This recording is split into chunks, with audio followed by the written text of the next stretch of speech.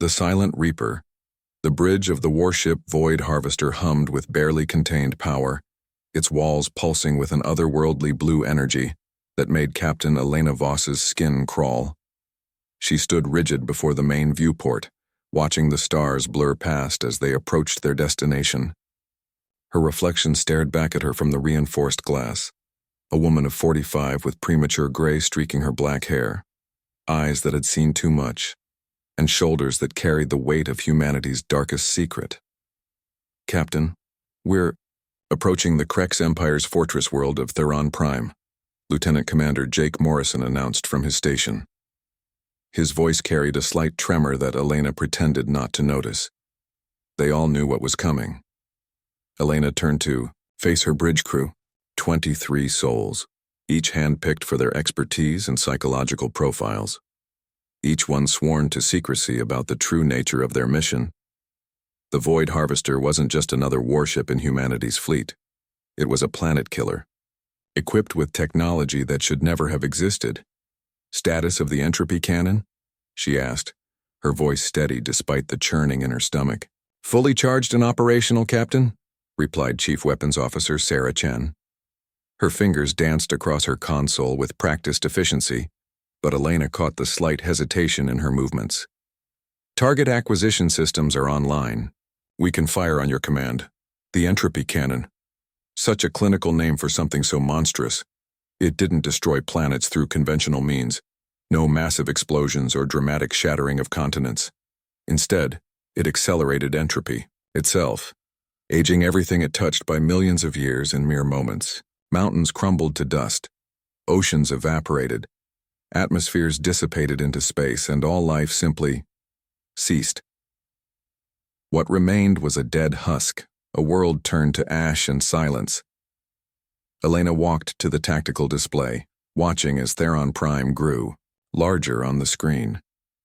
The Krex had been humanity's enemies for 3 years now, ever since first contact had gone catastrophically wrong.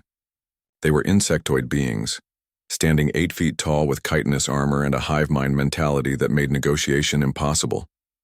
Their empire spanned dozens of systems, and they viewed humanity as nothing more than soft-bodied prey to be harvested. Intelligence reports confirm this is their primary military production facility, Morrison continued, pulling up holographic data. Estimated population, 47 million, mostly military personnel and support staff. If we take this out, we cripple their war machine for decades. Elena nodded, but the numbers burned in her mind. 47 million lives. Military or not, they were still living beings with families, dreams, fears. She pushed the thought away. This was war, and humanity was losing. The Void Harvester represented their last hope, a weapon so terrible that it might force even the Krex to seek peace. "Any civilian populations?" she asked, knowing the answer, but needing to hear it anyway. "Negative, Captain. The Krex don't mix military and civilian infrastructure. This is purely a military target." "Small mercies," Elena thought bitterly. She turned to her communications officer. "Lieutenant Patel, any response to our final warning?" "Nothing, Captain. They're maintaining radio silence, yo." She'd sent the message 3 hours ago, warning the Krex to evacuate the planet or face annihilation. It was a gesture she knew would be ignored. The Krex considered retreat a form of death, but protocol demanded it. More importantly, her conscience demanded it. "Very well," Elena said, straightening her uniform. "All hands, battle stations.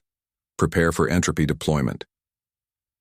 The bridge lighting shifted to red as alarms sounded throughout the ship. Elena took her captain's chair, feeling the weight of command settle on her shoulders like a lead shroud. Through the viewport, Theron Prime hung in space like a brown and green jewel, its 3 moons creating a delicate dance of gravitational forces that had taken nature billions of years to perfect. She was about to undo all of that in seconds. "Target locked," Chen reported. "Entropy cannon charged to full capacity. Awaiting your order, Captain." Elena closed her eyes for a moment, seeing her daughter's face. Lily was 7 years old, safe on Earth, probably asleep right now. She was doing this for her, for all of humanity's children.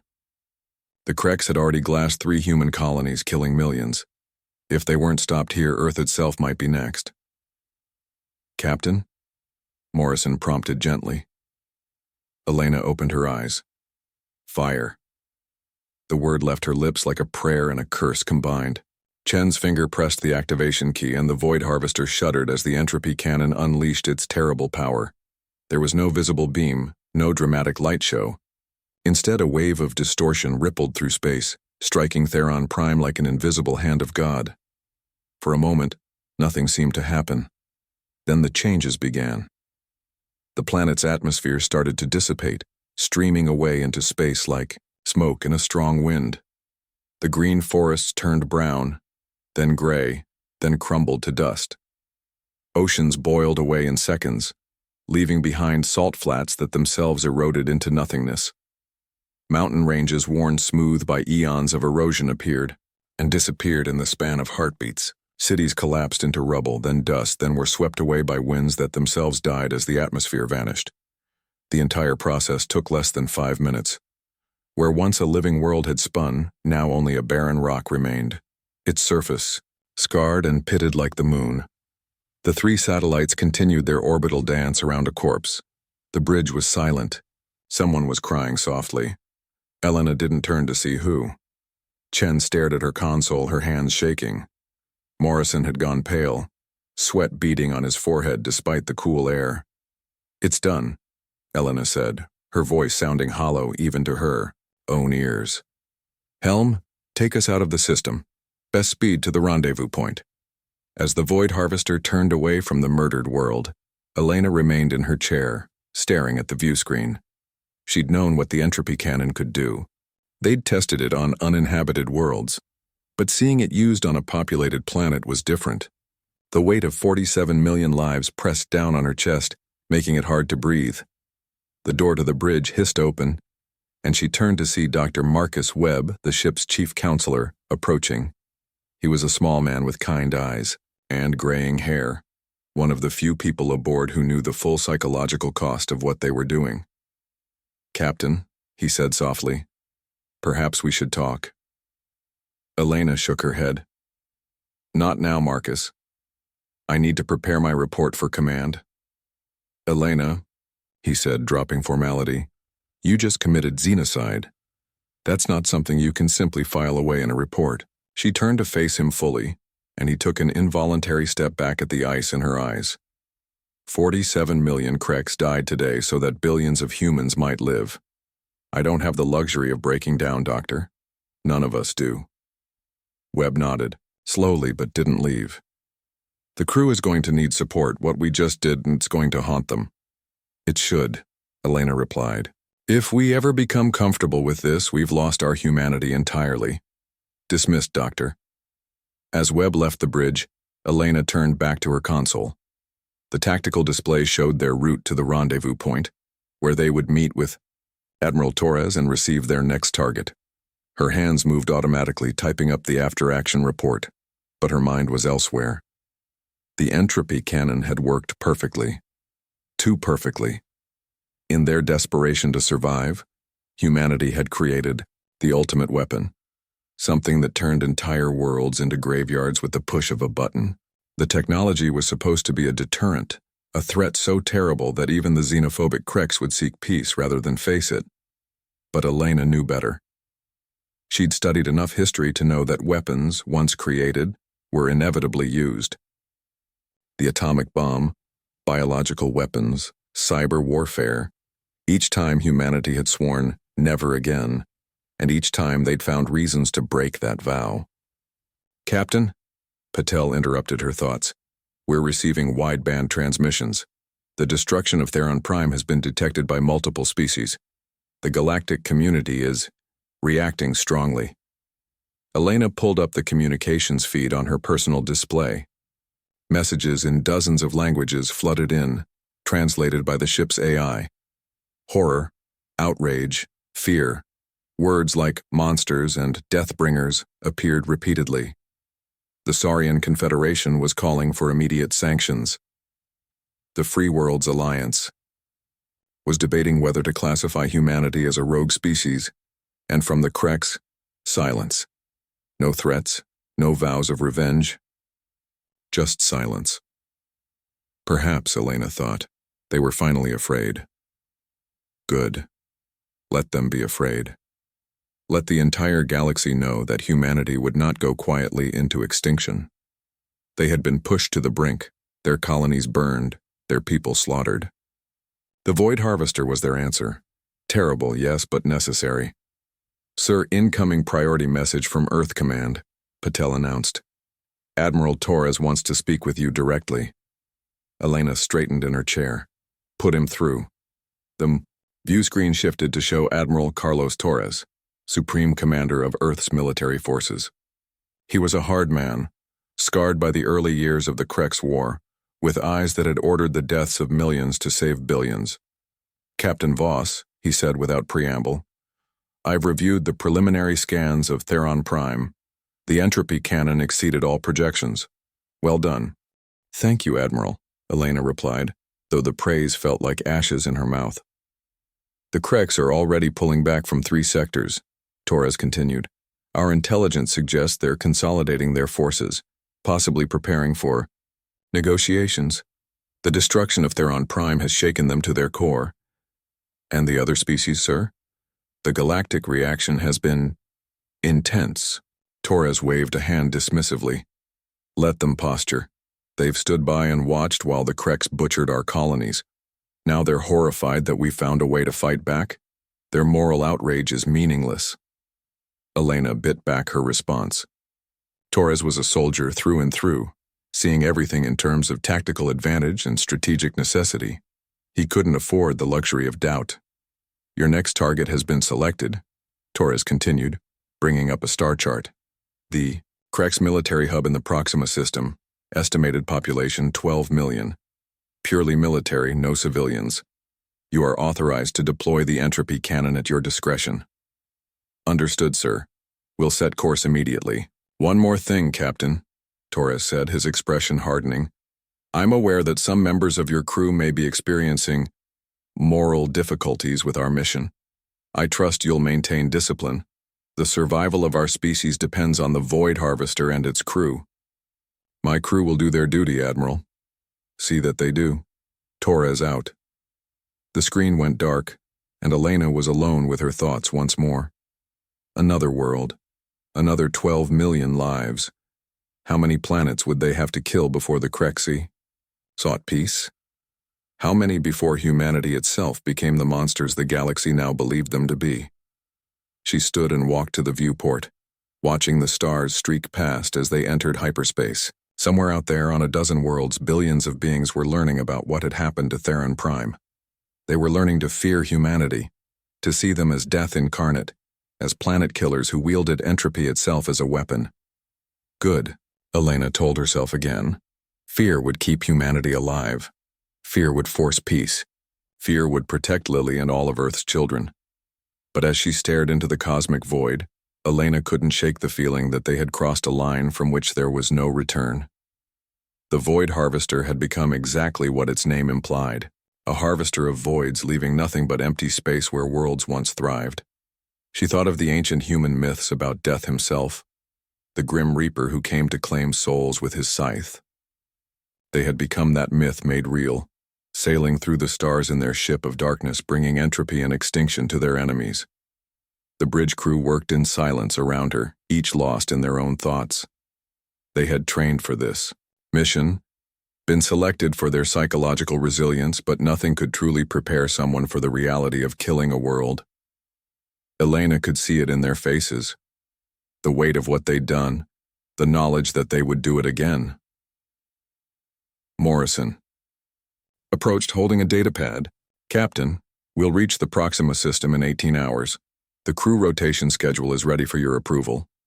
Elena took the pad, grateful for the mundane task. Thank you, Commander. Make sure everyone gets at least 6 hours of rest. We'll need to be at peak efficiency for the next deployment. Yes, ma'am. Morrison hesitated, then added quietly. Captain, some of the crew have requested time with Dr. Webb. Should I approve those sessions? Of course. Anyone who needs to talk to the counselor should be encouraged to do so. Elena met his eyes. That includes you, Jake. Morrison nodded and returned to his station. Elena watched him go, noting the tension in his shoulders, the careful way he moved as if carrying a great weight. They all moved like that now, she realized. The weight of worlds on their backs.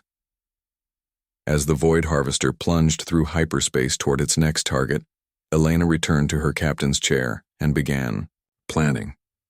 The Proxima system would be better defended than Theron Prime. The Krex would have learned from their mistake, would try to find some defense against the entropy cannon. They would fail.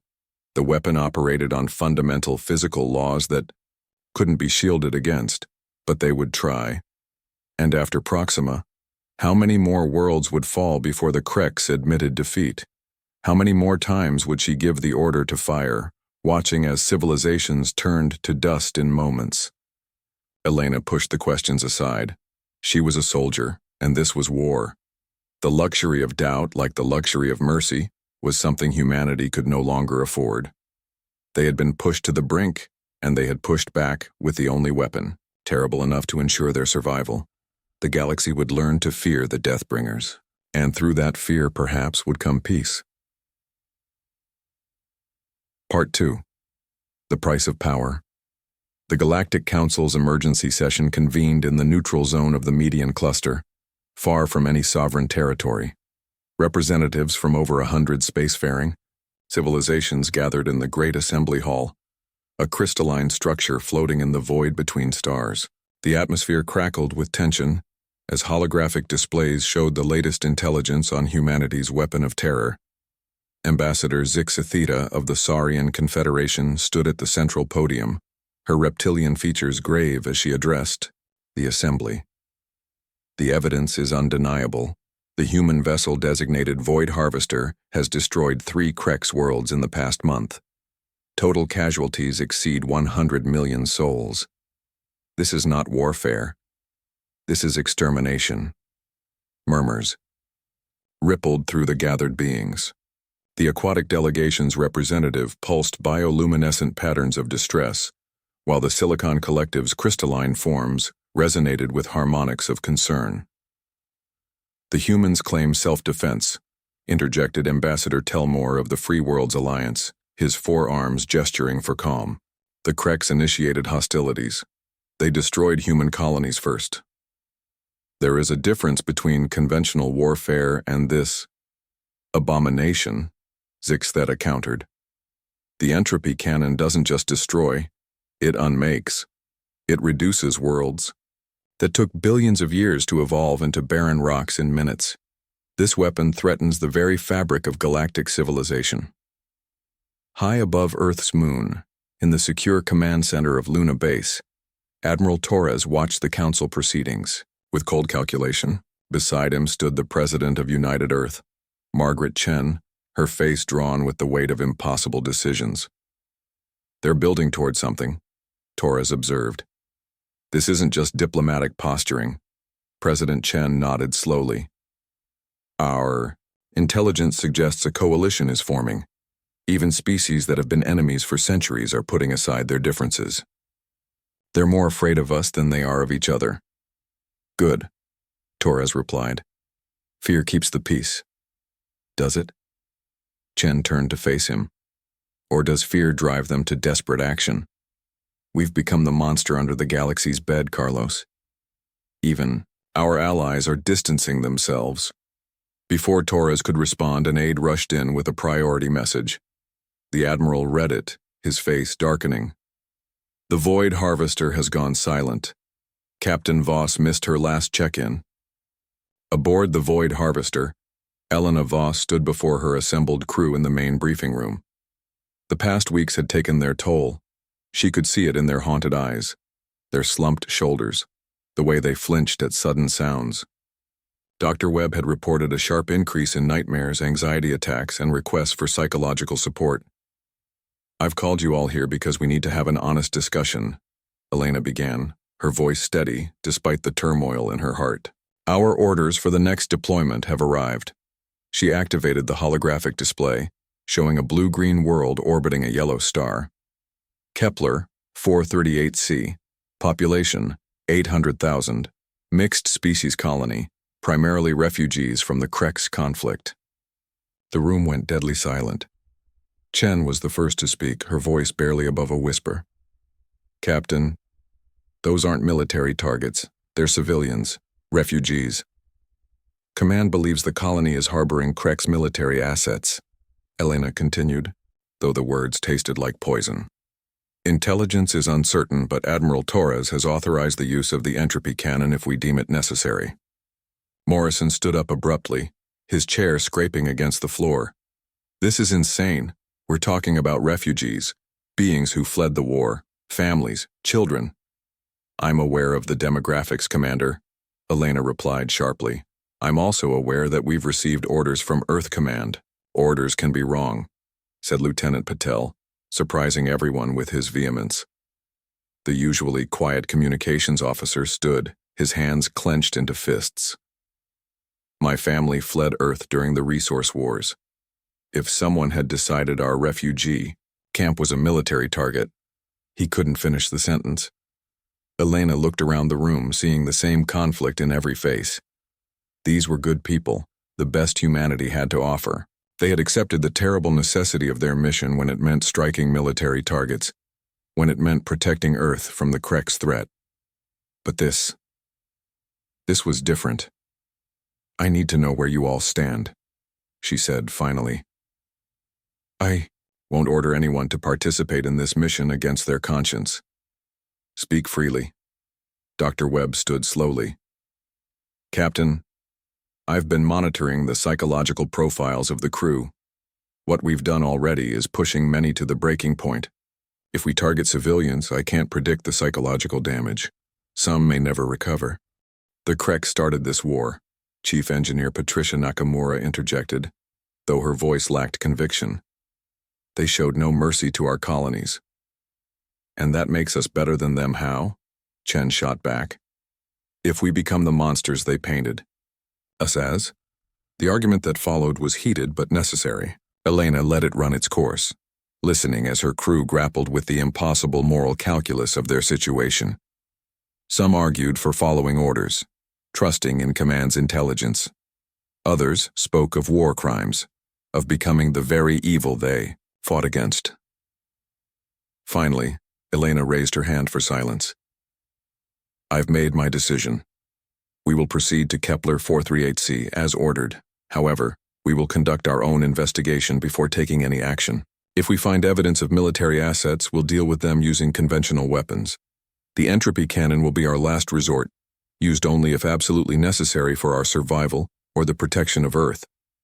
It was a compromise that satisfied no one completely, but it was the best she could offer. As the crew filed out to prepare for departure, Morrison lingered behind. Captain, he said quietly, what if command doesn't accept that compromise? What if they order us to fire regardless? Elena met his gaze steadily. Then we'll face that moment when it comes, Jake. Sometimes the hardest duty is knowing when not to follow orders. The journey to Kepler 438c took 4 days through hyperspace. During that time, Elena noticed subtle changes in the crew's behavior. Conversations quieted when she entered a room. Small groups huddled in corners, speaking in whispers. Dr. Webb reported a spike in crew members seeking counseling, but also noted that some had stopped coming altogether, a more worrying sign. On the third day, Chen approached Elena in her ready room. The weapons officer looked haggard, dark circles under her eyes. Captain, I need to report something, she began hesitantly. There's been talk among some of the crew, nothing concrete, but questions about our mission, about whether we're still the good guys. Elena leaned back in her chair. And what do you think, Sarah? Chen was quiet for a long moment. I think about my daughter back on Earth. She's 8 years old. I want her to grow up in a galaxy where humanity survives, but I also want her to grow up proud of what we did to survive, not ashamed.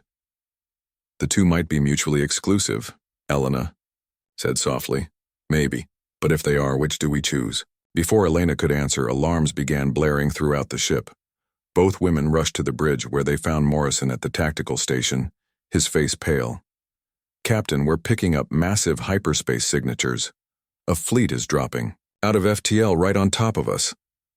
The view screen flickered to life, showing ship after ship emerging from hyperspace. Not Krex vessels, these were different. Saurian destroyers, aquatic bioships, Free Worlds Alliance cruisers, even some designs Elena didn't recognize. It's a coalition fleet, Patel reported, his voice stunned. 37 different species, they're surrounding us. Elena took her captain's chair, her mind racing. Battle stations. Shields to maximum, but do not charge weapons. Let's see what they want. A communication request came through moments later. The view screen split to show multiple alien faces, but the central figure was Admiral Krathtok of the Saurian Confederation, a veteran soldier respected throughout the galaxy. Captain Voss. Krathok's translated voice was grave but not hostile. By order of the Galactic Council Emergency Coalition, you are requested to stand down and submit to escort. Your vessel will be impounded pending investigation into crimes against sentience. Elena kept her voice steady. Admiral Krathtok, the Void Harvester is a sovereign vessel of United Earth. We do not recognize the authority of your coalition. Captain. Krathtok leaned forward, his reptilian eyes showing what might have been sympathy. We know your next target. Kepler 438c is under our protection now. The refugees there include my own clutch sister's family. We cannot, will not, allow another world to die. The bridge was silent except for the hum of instruments. Elena could feel the eyes of her crew upon her, waiting for her decision. In her peripheral vision, she saw Chen's hand hovering near the entropy cannon controls. Admiral, Elena said slowly, I need to confer with my crew. Give us 1 hour. Krathok's head tilted, a gesture of agreement. 1 hour, Captain. But know this, if you attempt to charge the entropy cannon, we will fire. We have no wish to destroy you, but we will not let another world burn. The screen went dark. Elena turned to her bridge crew, seeing the mixture of relief and uncertainty in their faces. Options? She asked crisply. Morrison cleared his throat. We could fight. The entropy cannon doesn't just work on planets. One shot could take out half their fleet. And then what? Patel countered. We'd be at war with the entire galaxy. Earth would stand alone. Earth already stands alone, Cheney said quietly. We became pariahs the moment we fired the first shot. Elena stood and walked to the viewport, staring out at the coalition fleet. So many different species, united by their fear of humanity's terrible weapon. In trying to protect their people, had they indeed become the monsters of the galaxy? Dr. Webb, she said without turning, what's your assessment of the crew's mental state if we fire on the coalition? Webb's voice was clinical but tinged with emotion. Catastrophic breakdown, Captain. Many are already at their psychological limits, being forced to fire on ships trying to protect refugees. I predict widespread refusal of orders, possibly mutiny. And if we surrender? Relief primarily, but also shame, guilt. Long-term psychological effects would be manageable with proper support. Elena closed her eyes, seeing her daughter's face again. What kind of galaxy was she leaving for? Lily? One where humanity survived through terror, isolated and feared? Or one where they faced judgment for their actions but retained their place in the cosmic community? Captain, a voice said softly. She turned to see the entire bridge crew standing, not at their stations, but gathered together. Morrison spoke for them all. Whatever you decide, we're with you, but we wanted you to know. We never signed up to be mass murderers. We're soldiers, yes, but there's a line. Elena felt a weight lift from her shoulders. She'd carried the burden of command alone for too long, forgetting that her crew were more than subordinates. They were her conscience, her humanity. Thank you, she said simply. Then, straightening her uniform, Mr. Patel, open a channel to Admiral Krathtok. The Saurian appeared on screen immediately. Elena stood tall, every inch the commander. Admiral, I have reached a decision. The Void. Harvester will power down the entropy cannon and submit to escort. However, I have conditions. Krathok's eyes narrowed. State them. First, my crew was following orders. Any consequences fall on me alone as their commander. Second, Earth itself must not face retaliation for our actions. The weapon was deployed in desperation, not malice. Third, the entropy cannon technology will be placed under multilateral control, not destroyed. It's too dangerous for any one species to possess, but too powerful to eliminate entirely. The Admiral was quiet for a long moment. You would trust the galaxy with your ultimate weapon? I would trust the galaxy more than I trust any single species with it, Elena replied, including my own. Krathtalk's head bobbed slowly. Your terms are acceptable. Captain Voss, on behalf of the Coalition, I thank you. This day you have chosen wisdom over power. It's not a choice many would make. As the connection closed, Elena turned to her crew. Some were crying openly. Others stood straighter than they had in weeks. Chen had already begun the shutdown sequence on the entropy cannon. Helm, Elena ordered. Reduce speed and prepare to be escorted. Signal our compliance to the Coalition fleet. Over the next hours, as the Void Harvester was carefully shepherded toward the neutral station where its fate would be decided, Elena found herself in her quarters, recording a message for her daughter. Lily, she began. By the time you're old enough to understand this, you'll have learned about what we did, about the worlds we destroyed, the lives we took. You'll hear people call us heroes or monsters depending on their perspective. I want you to know the truth. She paused, gathering her thoughts. We were neither. We were people, faced with impossible choices. We did terrible things in the name of survival, and those actions will haunt us forever. But in the end, we chose to remain human. We chose to face judgment rather than become the very darkness we fought against. I don't know what will happen to me, or to Earth, but I know that today, we took the first step back from the abyss. The galaxy will remember humanity not just as the Deathbringers, but as the species that found the strength to lay down ultimate power when it mattered most. Be better than we were, my daughter. Learn from our mistakes. And remember, true strength isn't in the weapons we wield, but in knowing when not to use them. As the Void Harvester was guided into the Coalition's custody, Elena stood on the bridge one last time. The entropy cannon was silent now, its terrible power locked away. Outside the viewports, ships from 100 worlds flew in formation. No longer in fear, but in cautious hope. The Deathbringers had chosen life. The monsters had chosen mercy. And perhaps in that choice, humanity had found its way back to the light.